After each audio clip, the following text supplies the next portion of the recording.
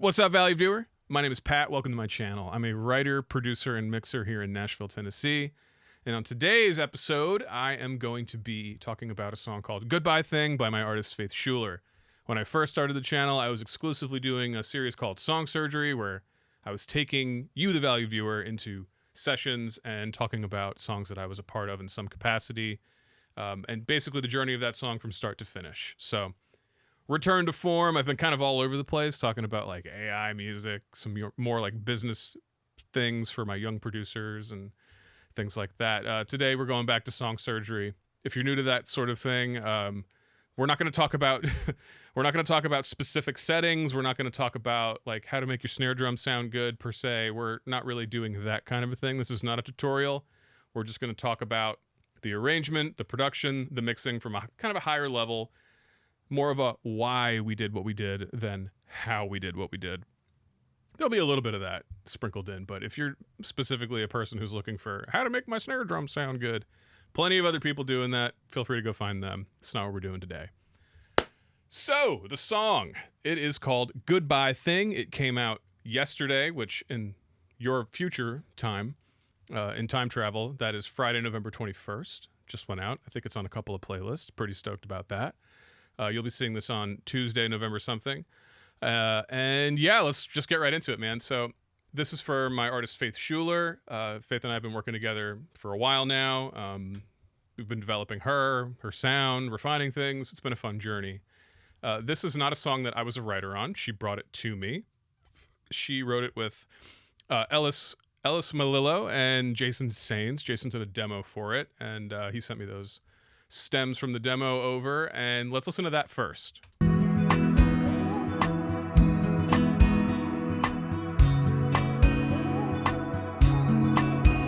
Why can't moving on be moving on without it going sideways? Could close my eyes and drive away, still end up in your driveway. You've never seen me eye to eye on how to heal a heartbreak. You'd never see me shed a tear if I could have it my way. Say you want closure just to pull me closer, but closure ain't getting any closer. I hate this goodbye thing, this making me cry thing, this breaking me down just to put me back together thing, this changing your mind thing's got me hanging by heartstrings. I could try, but the trying's driving me insane.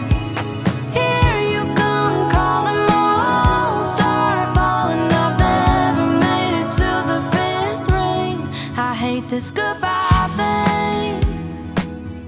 I hate this goodbye thing. Right on. So yeah, that's the demo. My initial thoughts when I first listened to it, I was like, oh, it's like kind of trying to be a little bit cute girl pop, but it's still got a lot of acoustic guitar. It's kind of, it's got the claps, bap, bap, those kinds of things. Not particularly overly country, but a fun little song. So basically, Faith sent me the demo. She came into the studio. We talked about like, okay, what are you thinking in terms of where this is going to go? What do you have in your head? I had thoughts immediately too. And where we kind of arrived was a hybrid between almost like a Kacey Musgraves sound, which if you're a country or pop fan, you should know who Kacey Musgraves is. Her album Golden Hour is chef's kiss, one of the best ever made. And a combination of kind of like the more modern country, like Morgan Wallen, but not the bro country stuff, more of the sound of Dangerous, the double album. I think the specific song was like 7 Summers. So now my job is to arrive there. So what's the first step for me? When I think of either Golden Hour or the Dangerous, the double album, I'm thinking, well, obviously we're going to do live drums. I mean, the drum loop in the demo's fine, and it creates a vibe, but I immediately was like, yeah, we're going to have to hire a drummer for sure. Which, if you have the money to do it every time. Like, sure, there are certain genres where you can get away with not doing it, but in something like country, when you're trying to lean organic, always makes sense. I've harped about this in a few videos. One of the other things that was prevalent in the demo was there was a pedal steel that was basically doing pad stuff, more ethereal. And in my head, I was like, cool, I'd like a little bit more of an intentional pedal steel guitar, doing more licks, and kind of being more at the forefront of like counter melody to the vocal, not something that's more of a pad. I feel like when you're thinking the hybrid of those two references, Golden Hour and Dangerous the Double album, there are lots of pads and ethereal big verbs, and those dense albums. I figured in my head we can get that density and that sort of pad effect from some other sources, and we can let the pedal steel be a little bit more at the front. When you're using pedal steel loops from Splice, kind of difficult to do because there's a limited selection of them, and I'm sure people hear demos in Nashville all the time with the same pedal steel licks. So I was like, cool, let's hire, I know a great pedal steel player. So the other thing that I thought was really cool about the demo that Jason did was his acoustics. There was that neat little da da dun dun dun dun dun dun dun dun dun dun. There was a neat little thing happening there that I expound upon in my version. So let's go ahead and listen to where we ended up, and then we'll start breaking it down.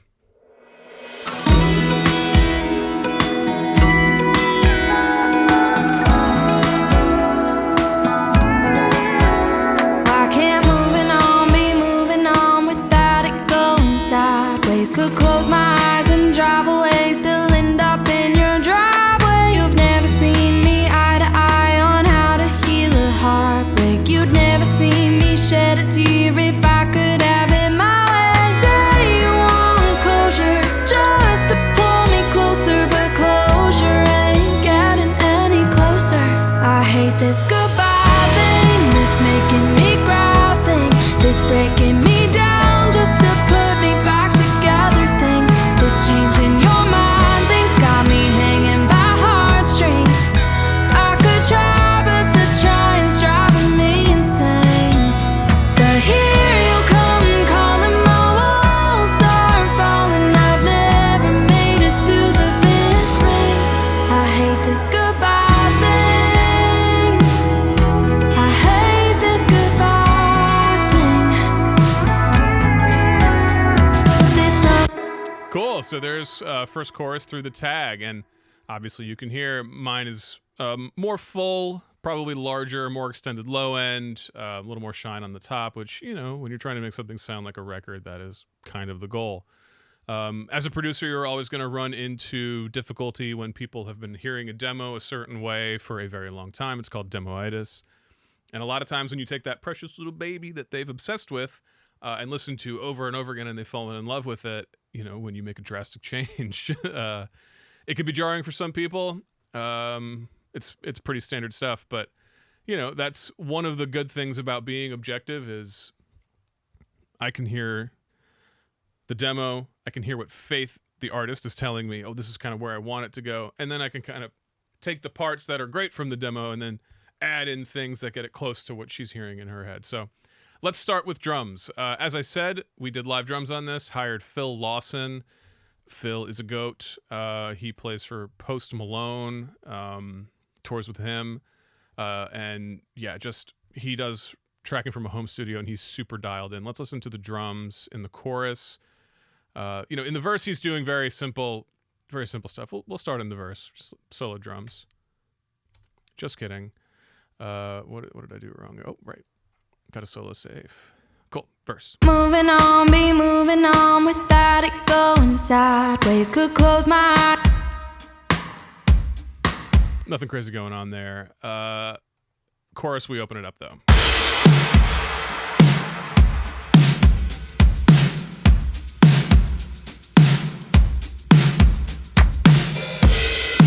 Kept the claps that were in the demo because that was kind of the cute part of it. The claps are kind of cute.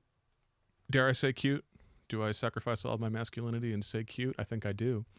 And when I think about those two references, again, me staying producer brain, I think about Dangerous the Double album. I'm thinking of Joey Moy's drums. They're big, they're fat.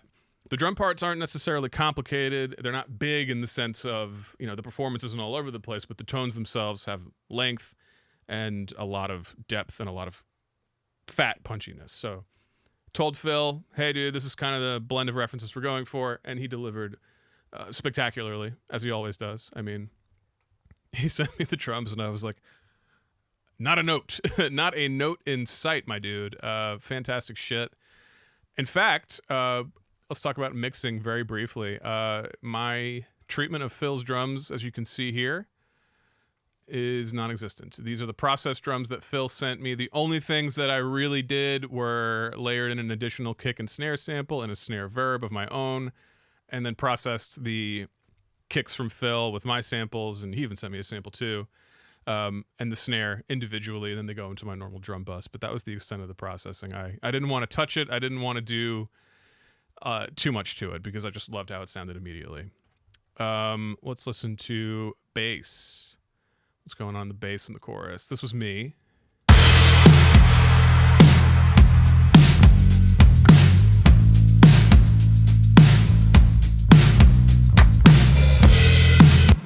Not a lot to say. The bum bum bum bum bum. Give it a little bit of movement, but other than that, we're mostly on the roots. What do we have here? SVT, LA2A, Pro Q, and a decapitator to give it some hair. Nothing crazy. Guitars is where we start to get a little bit spicy. Let's listen to those.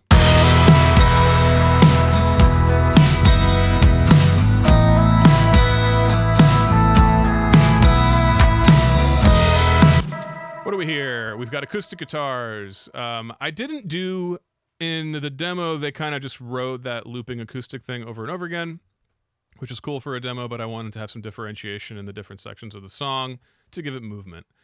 Let's listen to what's going on here.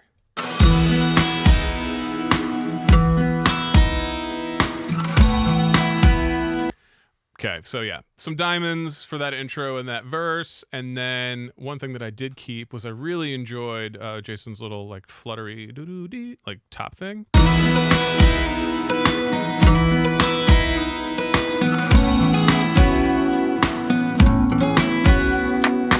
And it's kind of it's kind of got that Seven Summers vibe, that almost like beachy sort of like flamenco flair with, I don't know what that interval is. I'm not a music theory nerd, but it's got that kind of a feel. So I enjoyed that. That's sort of the signature lick that brings us in. We also have another sound that I was really stoked on was this guy, this lo-fi guitar. Again, doing those beach voicings. This is something that happens, it goes away in the verse because it's too busy, but it comes back in the chorus.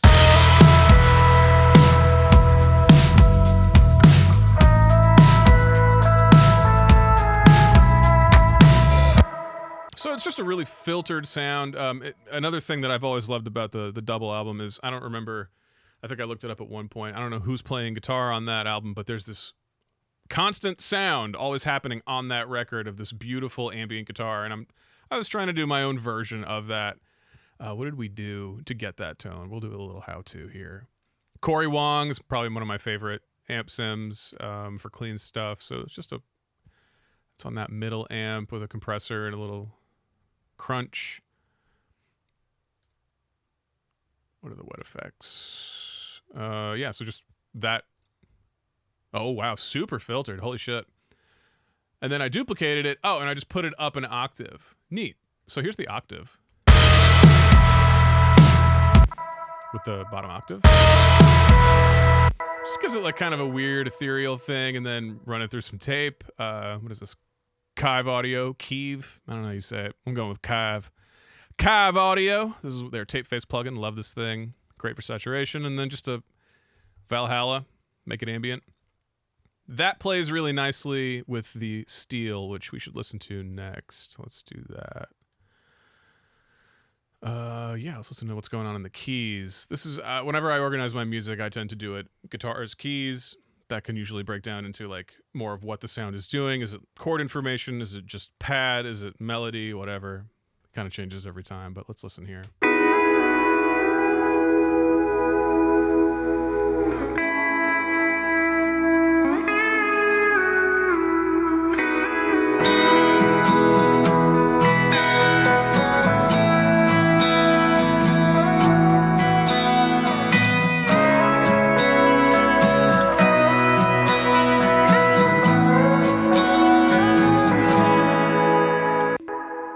It's just pretty, it's floaty, it allows Faith to just kind of dance along the top of it.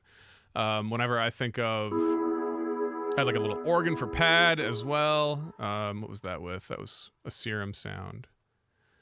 That was pretty neat. What's this? loop that I did some bullshit to.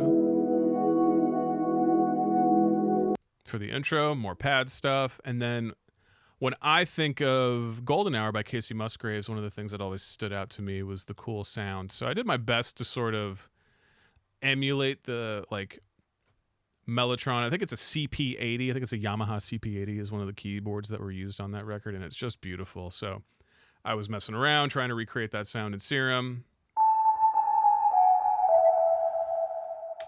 With those two things together, that's Sky Keys and Serum. I just kind of made that little patch there, not complicated at all. It's basically a sine wave. Kind of got that sound, and you know, it's just a nice little counter melody thing. So all together, here's the instrumental.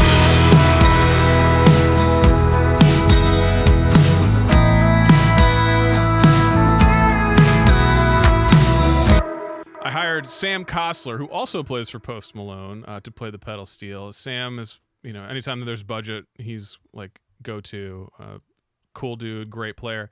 And when I sent Sam the instrumental, he immediately locked in on that counter melody thing that I was just talking about.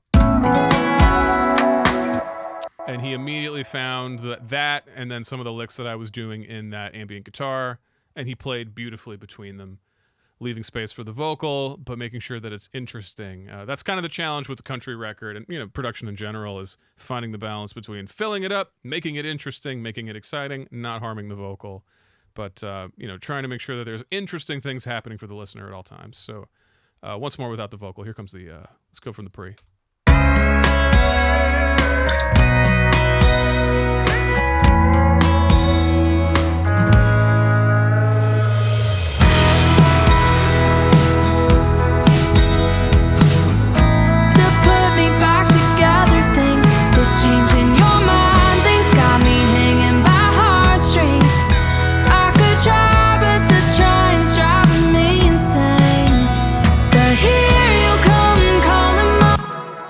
That's it, man. What do we got? Lead and BGVs together. This making me cry thing, this breaking me down just to put me back together thing, this changing your mind thing's got me hanging by heartstrings. Great vocal from Faith. One other note that I also remembered is we slowed things down from the demo a little bit, just because it allows you to get that easy listening pocket feel that country loves in that mid-tempo range, you know, without much of a problem. Yeah, that's the arrangement.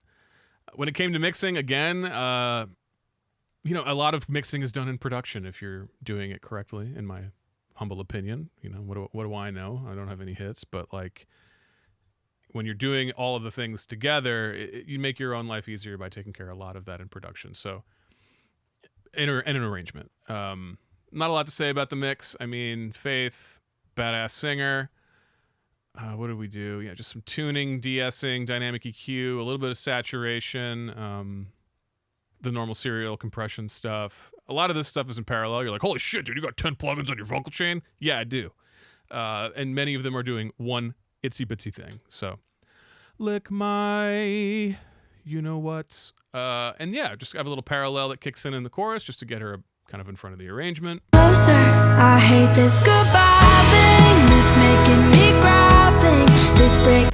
Yeah, you've heard that already. Let's move through verse 2, and then we'll hit the bridge, because this song has a fun bridge. Let's bring back bridges in 2026, y'all. Summer heat's a fever dream, I hate that I can't forget these Carolina memories, won't fade out like the sunset. My head believes you're good for me, but my heart says to run away.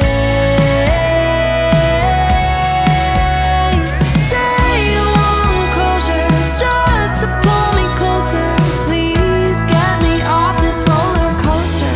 I hate this goodbye thing, this making me cry thing, this breaking me down just to put me back together. Pocket. It feels good. You just, it's got a nice sway to it. So yeah, we just do chorus 2 again. I don't think that much really changes arrangement wise there. We hit a post, we hit a tag, and then we come into the bridge. Let's listen to the bridge. I hate this goodbye thing. Ooh, I